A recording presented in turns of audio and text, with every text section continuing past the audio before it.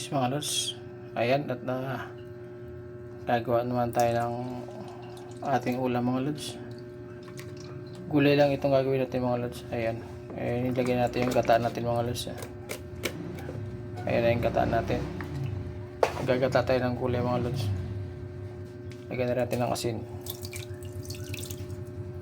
para kunti lang natin mamaya mga lods. Tapos lagyan na rin yung mantika sarap. Ayan. At ilagay na rin natin mga lods yung ating kamatis. Ayan, kamatis natin. At bawang. Ayan, bawang natin. Siyempre pag may bawang mga lods, kasama na yung ating sibuyas. Ayan, sibuyas sa puti lang ginamit natin mga lods. Ayan. Kasi masyadong mahal ang sibuyas na pula ngayon. Kaya puti lang muna ginamit natin. At ilagyan na natin mga lods ating sili. Haba. Ayan. Ito naman mga lods yung ating gulay. Ito yung ating sitaw. Ayan. Ayan ating sitaw mga lods. Lagyan na natin sitaw natin.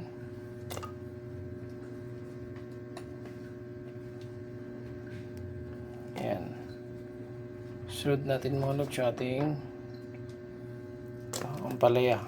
Gulay lang itong lulutuin natin mga lods. Magagata tayo ng gulay. Ayan. At siyempre yung ating sigarilyas mga lods. Medyo mura ang ano ngayon mga lods, yung sigarilyas natin. Kasi sa halagang 20 pesos mga lods, napakarami na yung ating sigarilyas. Ayan, siguro tagbunga ngayon ng sigarilyas at mura siya. Ayan mga lods, sabay-sabay na natin mga lods yung ating gulay. Ayan, at isunod na rin natin mga lods yung ating talong. Ayan.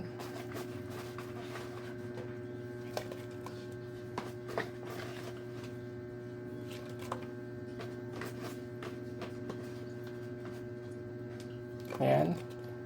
At siyempre yung ating okra mga lods. Sabay-sabay na natin yan. Okay. Ayan ang ating lulutuin ngayon for today mga lods, no? Ginataang gulay na halo-halo mga lods. Ayan.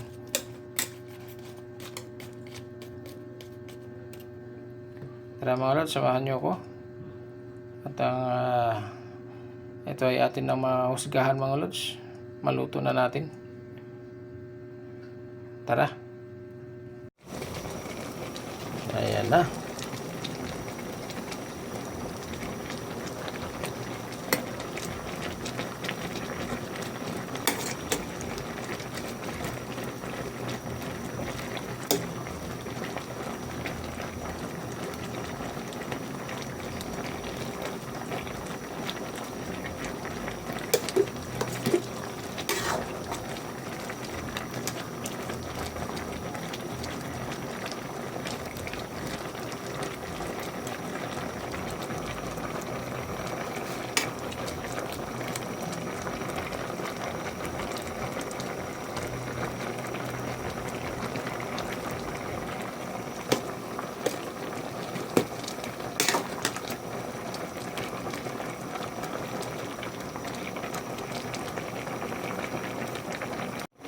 Lagyan na natin mga lods yung ating pinirito. Ayan ang ating mga lods, panghalo natin sa ating ginataang gulay. Ayan, pinirito siya. Tambakol lang ito mga lods. Pinirito ang isdang tambakol. Ayan. Okay. Yan lang muna yung mga lods. Paluto-lutuin lang muna natin ating gulay. Sa ating tikman niya mga lods. Okay na siya. Ito na ang pagkagugutan ng kulay natin. Mamaya ito magsigahan ito. Nakulonan natin mga lods. Ang ating ulang gulay na gata. Okay.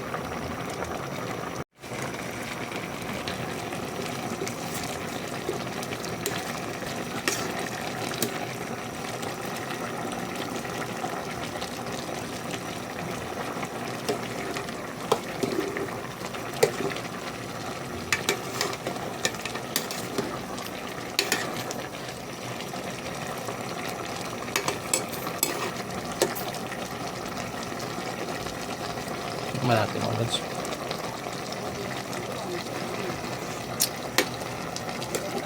Wow.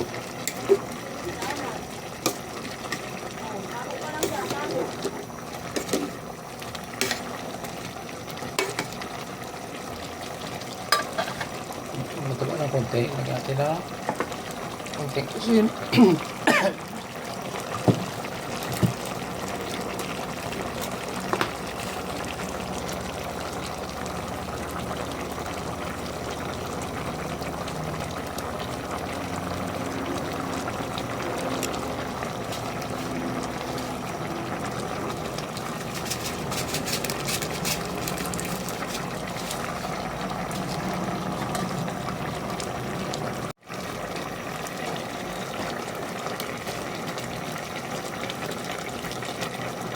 Ito na ang ating gulay na halo-halo na may gata mga lods.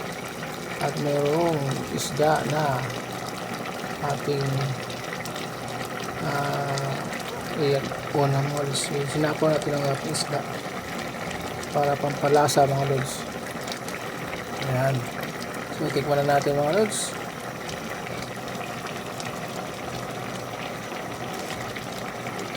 Wow mga lods, napakayami na. Napakayami na mga lods ang ating gulay. Nasa halo-halo na gulay, sari-saring gulay. Ayan, ang ating ulam for today. Mga lods, sa ating tanghalian. Yummy! Tara mga lods. Ayan, thank you for watching mga lods. Bye-bye.